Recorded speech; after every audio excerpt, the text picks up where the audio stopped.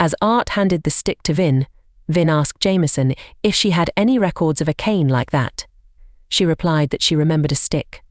After examining the paper, she mentioned that one of their merchants had told her a rather peculiar story about a senile old man who had thrown it at him while mumbling that no one was worthy.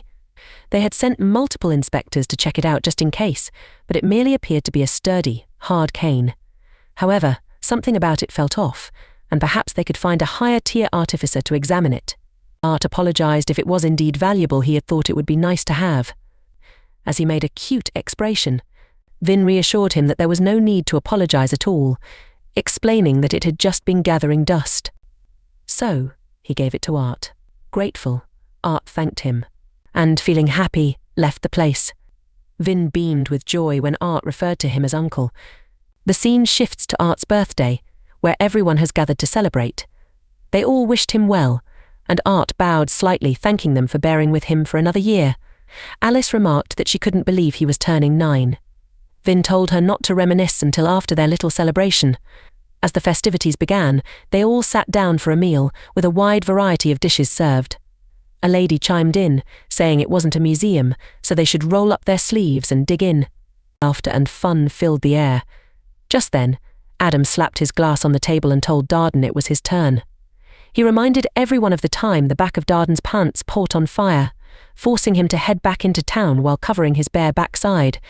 Darden hid his face, pleading for Adam to drop it. Jasmine chimed in, calling out Adam and teasing him for forgetting the time a horned mole snuck up on him while he was relieving himself in a dungeon. Adam was taken aback as she continued, recalling how scared he was, landing flat on his back and urinating on himself like a fountain. The others burst into laughter, and he protested that he thought everyone had been asleep. After that, they settled into the hall. Reynolds addressed the group, saying that since dinner was finished and Adam had been thoroughly humiliated, it was time to move on to presents. Art's parents wished him a happy birthday once more and handed him a gift, saying it was from them. Eleanor, sitting next to Art, was excited about it. He asked her if she wanted to open it together. As they unwrapped the gift, Art discovered a pair of gloves. Alice explained that the leather was from a spiked aurochs, which Reynolds had hunted and skinned himself. She had imbued a minor healing spell into each of the 3 gems on the gloves. Each gem carried a single-use spell, and she thought it would be wise to have some safety measures for their missions. Art slipped on the gloves and remarked that they were perfect. He hugged his parents tightly, expressing his love for them both. Vin then announced that it was their turn. He got down on one knee and proposed, presenting rings to Art. Tabi playfully scolded Vin for teasing the boy. Vin agreed but felt a little sad that no one around appreciated a bit of showmanship. Then Tabi handed a ring to Art and another to Alice, explaining that as long as Arthur wore his ring, the gem on Alice's ring would light up if his mana level dropped to a dangerous level. Unfortunately, the rings couldn't do much more than that, but they believed it would provide them with some peace of mind. Alice hugged Tabi, thanking her, and expressed her gratitude to everyone. Art thought the ring felt like a double-edged sword. On one hand, it could relieve his family's constant worries about him. On the other, it might keep Alice in a state of tension, waiting for the ring to activate. Adam asked the group to consider this, noting that since Art was already exceptionally strong, they had thought along the same lines as the Helstier family. Since the little monster didn't need anything, they believed the entire gaming community would appreciate this. He displayed a scroll, explaining that these were sound transmission scrolls, and he wasn't going to elaborate on how expensive they were because they were extremely pricey. Just then, Helen playfully hit Adam on the leg. Adam added that with this, Art now had a one-time source of communication, which he thought paired quite nicely with their new rings. Art infused mana into the scroll, recording his message. Once Mama Laiwan received it, she could reply once, and after confirming that the message had been relayed back to Art, the 2 scrolls would turn to ashes. Reynolds remarked that this was quite a clever use of craftsmanship. He then mentioned that the next day would be very special, asking if Art was excited. Alice hugged Art, asking him to promise that he would stay safe. She emphasized that it didn't matter what rank he achieved or how wealthy he became, all she wanted was for him to be safe. He agreed, assuring her that he would come home every chance he got. Finally, Adam and the others took their leave. As Art returned to his room, he felt a sense of belonging that had eluded him for so long. As he drifted off to sleep, he realized he had a family now, people who cared for him. It was a feeling he never wanted to lose. He would treasure it and fight for it if necessary. To do that, he knew he had to better himself, even more than when he had been a king. The next day, Art was trying to take Sylvie to the bath, but she was reluctant and didn't want to get in. Wondering if he should use his mana, Art noticed Sylvie was scared, so he gently pulled her toward the bathtub. After that, he got ready and made his way downstairs, where he found his family already waiting for him. Reynolds remarked that Art already seemed like an S-rank adventurer. He acknowledged Art's strength but emphasized the importance of not getting cocky, knowing his limits. When things got tough, he reminded Art to trust Jasmine. Art nodded in agreement. Just then, Eleanor grabbed Art's hand, her emotions spilling over as she asked if he was really leaving her. Tears streamed down her face as she pleaded for him to stay. Alice, feeling emotional as well, reassured Eleanor that Art would be back before she knew it. But Eleanor shook her head, insisting she wanted him to stay because she needed him. Art took her hand, gently telling her that he knew she was a big girl and that he had an important job for her. He asked if she could protect their parents while they were gone for a bit. Through her tears, she nodded, promising him that she had been practicing a lot. She explained that she had gathered many little lights together and could protect them. Art realized that he had missed so much of his sister's life. He knew his short time with them wasn't enough, but in order to protect them all, he needed to take this step. Alice then hugged Art, tears in her eyes, and told him not to look at her face, insisting she was fine. Reynolds reassured them all, saying they would be okay. Eleanor hugged Sylvie, reminding her not to be naughty. Alice reminded Art that he could leave but needed to remember to keep his ring on.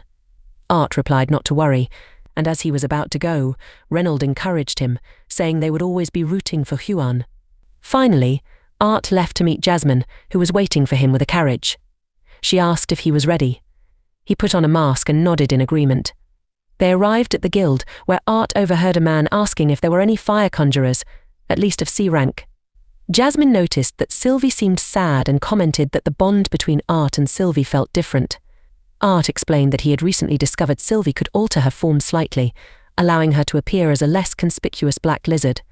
When they reached the counter, the lady there welcomed them to the Cyrus Adventurers Guild Hall and asked how she could assist them.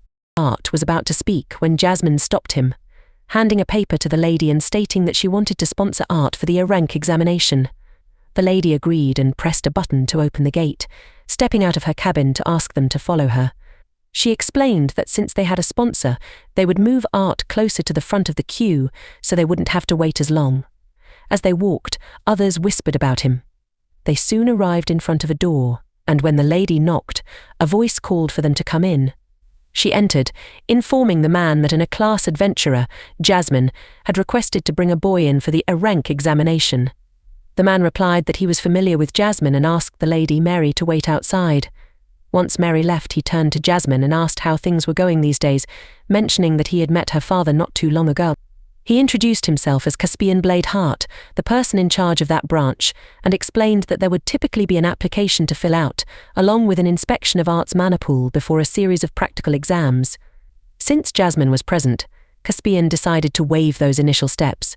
Art thought that the Flamesworth name was quite special, given Jasmine's background. Caspian explained that the only remaining requirement was for Art to participate in a mock duel against one of their examiners. Judging by Art's weapons, Caspian assessed him as either a fighter or an augmenter. While names weren't mandatory for becoming a registered adventurer, Caspian wondered if there was a way to address Art, given his close relationship with Jasmine. He extended his hand for a handshake. As Art took Caspian's hand, he recalled the night before, when he had found the mask that reminded him of a half note on a music sheet. He introduced himself, saying, "You can call me Note." As their mana flowed between them during the handshake, they both sensed each other's strength. Caspian smiled, expressing that it was a pleasure to meet Art. He then mentioned that Mary would show them to the examination hall. Mary nodded in agreement and instructed them to follow her. As Art followed Mary, he reflected on how the Flamesworth house was mentioned with a fair degree of respect.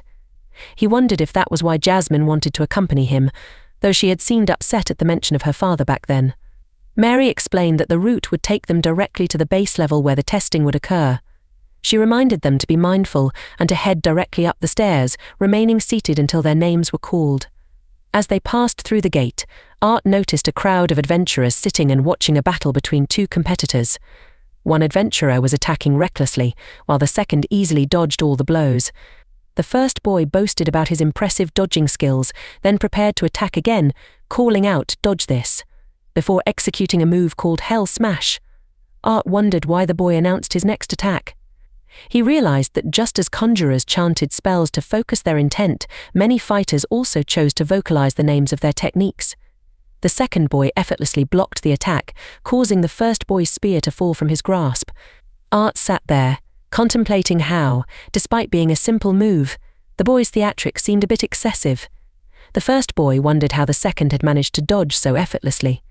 The second boy, smirking, closed his eyes and remarked that there were grandmothers who could swing their walking canes better than the first boy could flail his polearm.